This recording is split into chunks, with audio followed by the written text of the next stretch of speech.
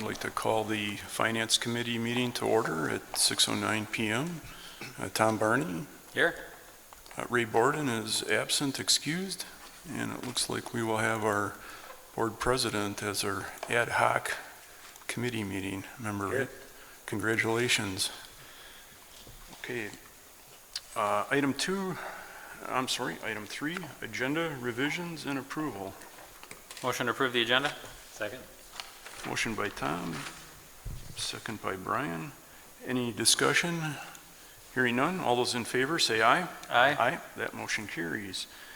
Item 4A, approve the minutes of April 26, 2021.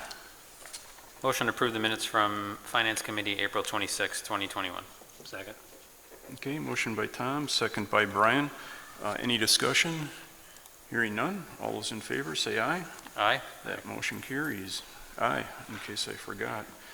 Item 5, consent review and discuss May vouchers. I was going to send an email because I didn't have any questions and I just forgot. So if you have some questions, Yep. now's the time. I have about 3 questions. The first one was on a voucher for $1,338 for the vendor National Archery in the Schools program. I think these 3 questions were due to not enough information on the report, and we're trying to adjust the report so it gives more information. This is just one section of when you enter a requisition, so the wrong area is coming up on the report, so we're going to work on that to switch it. But the reason there was a question was that the description said please order off attached form, and there was no attached form obviously to the report. So these were archery equipment for the middle school PE classes. The next one, same type of thing. The description was please see attached, cart for order. It's for Demco, and they were for supplies to repair library books. So if we have damaged library books or binds, we repair them instead of purchasing new ones. That one was for $126.69. And then the last 3 were combined into one check, but they were for Menards. The first one, it was $42.99 and that 99 cents, and that was for a hitch extension. The second part of it was for $14.95, and that was for 5 bags of topsoil.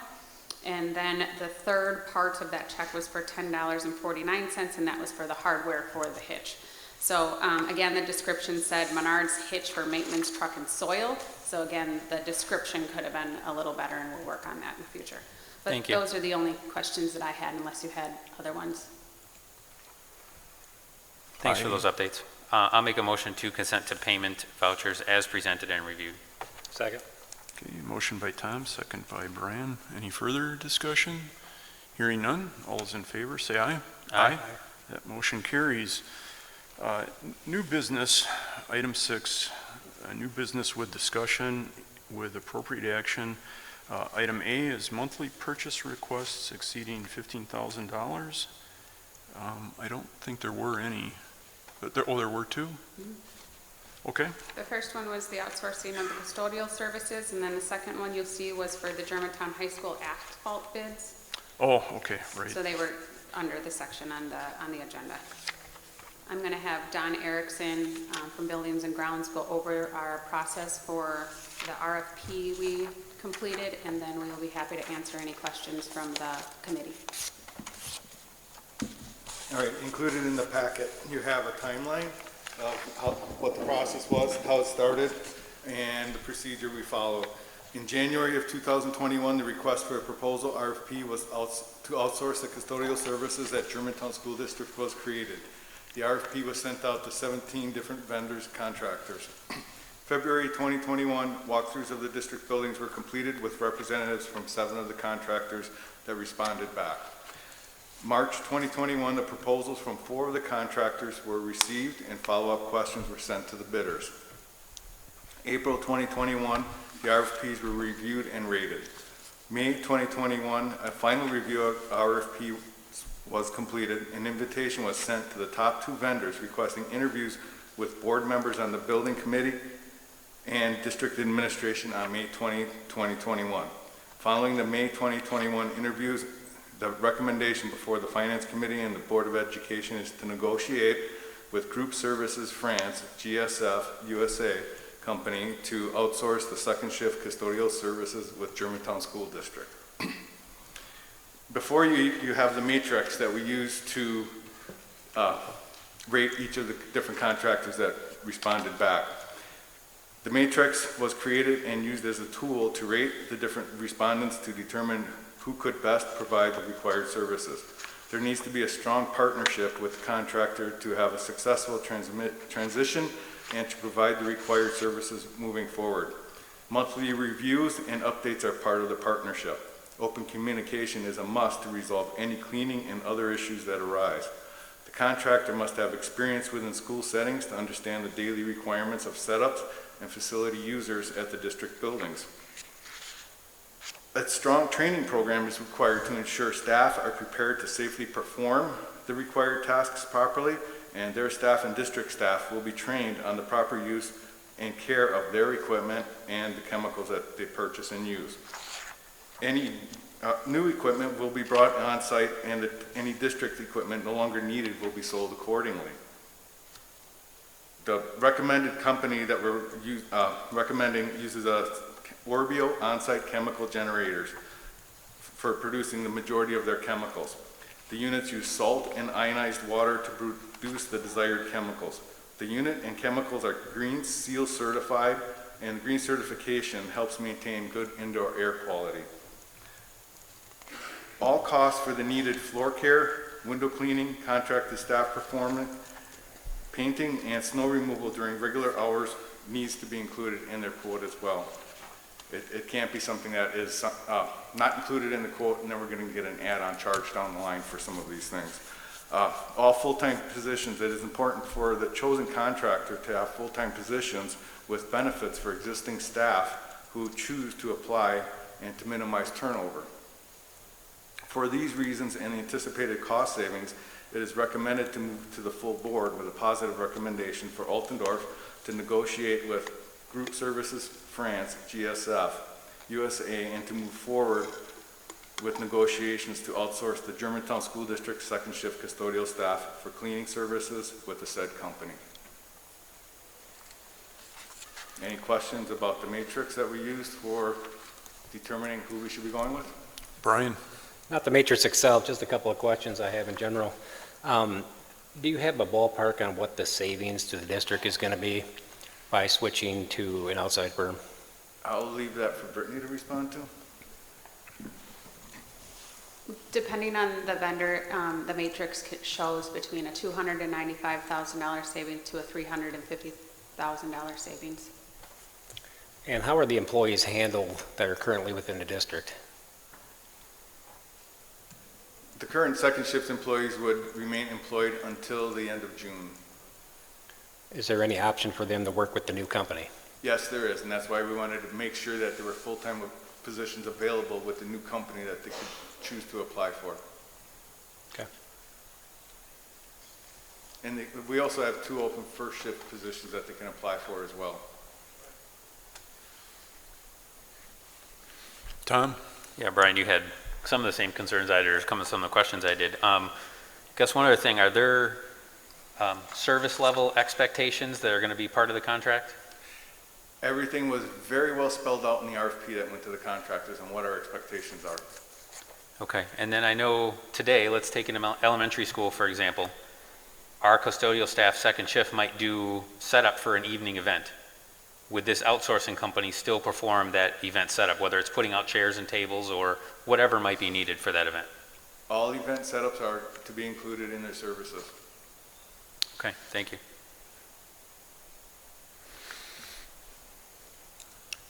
Yes, Tracy? Should turnover rate of 61% be of concern, or how? The one thing that I heard a lot from people is the familiarity of those people working that particular shift, not only in other shifts too, but this particular shift. Should we have any concerns with 61%, or how is that explained? We do have some concerns with a high turnover rate. However, that's part of the reason we chose not to do first shift, is because that keeps those employees within our employment, and that greatly reduces the turnover for people that are seen in the buildings during the daytime.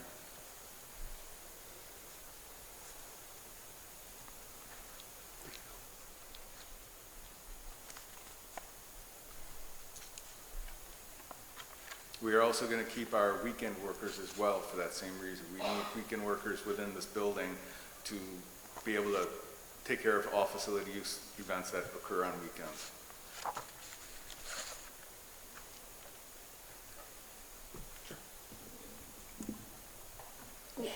When Superintendent Brett Straussland and I met with the two top vendors last week, we did discuss being able to be involved in the process of choosing the people that would be hired through their company. So we would either be involved in that process and meeting them, or we can complete the background checks if we choose to do so, or we can have them complete them with our final review, just so we are aware of who would be in our buildings.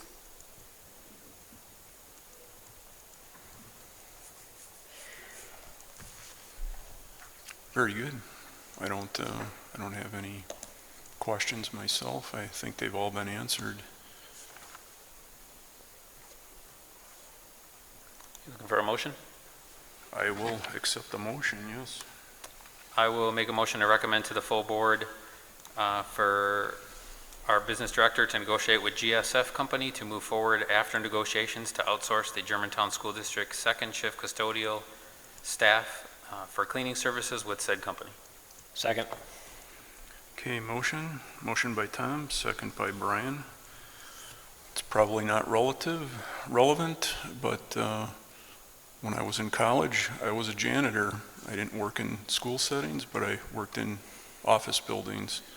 So I suspect there could be some college students involved in this, but that'll be up to Brittany, I believe, and Mr. Erickson to determine. Okay. Yeah, I would hope that the new company is going to need staff and that they would look at some of our existing staff first. Right. Okay, motion by Tom, second by Brian. All those in favor, say aye. Aye. That motion carries. Sorry for not considering this a item above 15K. I considered it a much bigger item than that, so I didn't really pick up under what category it was under. Item 8B is Germantown High School asphalt work. Don Erickson. Included in your package is the information and background for the asphalt work that's needed at Germantown High School. It's the annual asphalt work that we typically take care of at one or two of the school sites. This year it's going to be the high school. We are looking at completing all the crack filling, seal coating, restriping, and renumbering all the asphalt at Germantown High School here. It's a recommendation to go with Plobaki paving for $70,473, and it comes out of the Building and Grounds Fund 10 budget. It's in the existing budget to get the work completed. Is it all spaces done, including the referendum work that was completed a few years ago? Correct. This is all the asphalt here. Okay, very good. We are adding a few additional student parking lots as well. There's going to be a few more added to the PAC parking lot, and we're going to be redoing the way the student spots are on the Fieldhouse lot as well. Okay.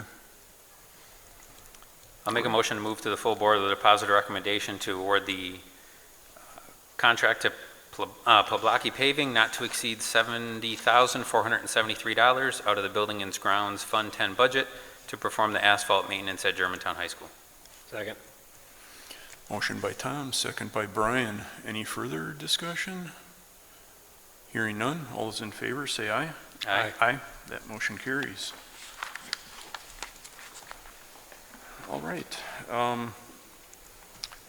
Item 6B, 2021, 2022 student fee schedule. Brittany?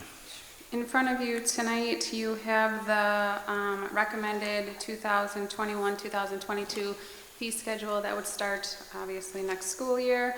I'm going to go through the additions and adjustments to it, and then I would ask for a motion to approve the fee schedule after discussion. I'll go down the list. The two additions that I am requesting would be a technology maintenance fee for grades 5th through 8th. We are not asking for a fee prior to 5th because they do not have their own individual Chromebook. So it would be a $10 fee. Currently, annual costs to cover repairs is between $10 and $15. I work with the technology department, so having a $10 fee for this would cover any of our repairs to the devices in the 4-year lease period that we have. We are changing our leases, as you saw a few meetings ago. Instead of having them be returned and shipping them back, we would keep them. So repairing them as they get damaged or have wear and tear is important to be able to keep them as long as we possibly can. I don't know if you want me to go through all of them or if you want to discuss each one as I go through them. I've read them all already. I'm not sure Tom, do you have a preference? I'm fine if you just go through the whole list. Okay. The next one would be a technology fee of $30. We would start with the 9th graders. This would be over the 4-year career of your high school education. So 9th through 12th, you'd pay the fee for the Chromebook, and then at the end of your 12th grade year, you could purchase the rest of it. It's approximately, with this fee, would be a $75 purchase at the end of your 12th grade, and you could keep the Chromebook, and that works out with us not returning them. This past year, when we returned the Chromebooks that we had to pay about $5,800 to send them back, and then another $5,000 estimated for any issues or wear and tear they had on them. So having a dollar buyback is more beneficial to us than having to pay out those costs. Again, next year I would then ask it to be added to the 10th grade and thereforward, because this is just for 9th grade to start this process. So 9th graders would be the first ones that would have this opportunity. Okay, so it'll be a annual $30 fee then? Correct. Okay. The next 4, there are 4 on there. Adjusting, I worked with Principal Joe Farron for the high school fees. Accounting 1, a fee of $35. In the past year, this course was not broken out, so accounting was just the fee that we had, and it was a $50 fee. So we're just breaking the 2 courses out on the fee schedule and charging the appropriate $35, so it's actually a reduction for a course that somebody was taking the same exact course but paying $50 for that course. So that's a reduction in a fee. The AP Economics fee of $5. This is a reduction from a $20 fee in the past years. The workbook is now an online tool, so the $20 was for the actual workbook, and they're moving to an online tool, so it's a reduction of a $5 fee. The next one is an adjustment, BAM software fee of $10. This fee is being decreased from $10